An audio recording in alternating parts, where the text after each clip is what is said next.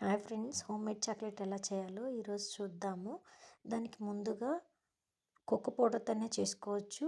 Dark చాక్లెట్‌తోనే చేసుకోవచ్చు. Dark chocolate కొంచెం చేదుగా ఉంటుంది కాబట్టి నేను ఒక డైరీ మిల్క్ కూడా తీసుకున్నాను దీనిలోకి చాక్లెట్. అలా కాకుండా మిల్క్ పౌడర్ కూడా యాడ్ చేసుకోవచ్చు. సో, వీటిని చిన్న చిన్న ముక్కలుగా కట్ చేసుకొని డబుల్ బాయిలింగ్ మెథడ్‌లో దీన్ని చాక్లెట్‌ని కరిగించుకుంటున్నాను. ఇదిగోండి కింద వాటర్ పెట్టాను. స్లోగా కరుగుతూ ఉండింది. ఇలా కరిగిన తర్వాత నాకు కొంచెం థిక్‌గా అనిపించిందండి ఇది.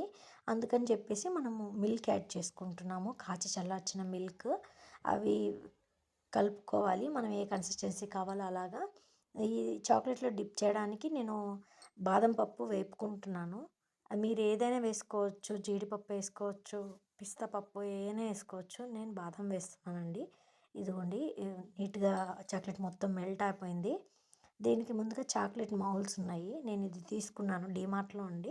ఇది 70 రూపీస్ ఎంతో పడింది. సో, దానిలో కొంచెం చాక్లెట్ సిరప్ వేసుకొని దానిలో బాదం పప్పు వేశాను. మళ్ళీ దాని మీద చాక్లెట్ కూడా వేసుకోవాలి.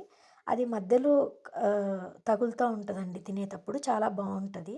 సో, ఇలా అన్నీ వేసుకున్న తర్వాత ఒక 10 మినిట్స్ ఫ్రిడ్జ్‌లో పెట్టాలి. డీప్‌లో పెడితే చాక్లెట్స్ రెడీ అయినాయండి.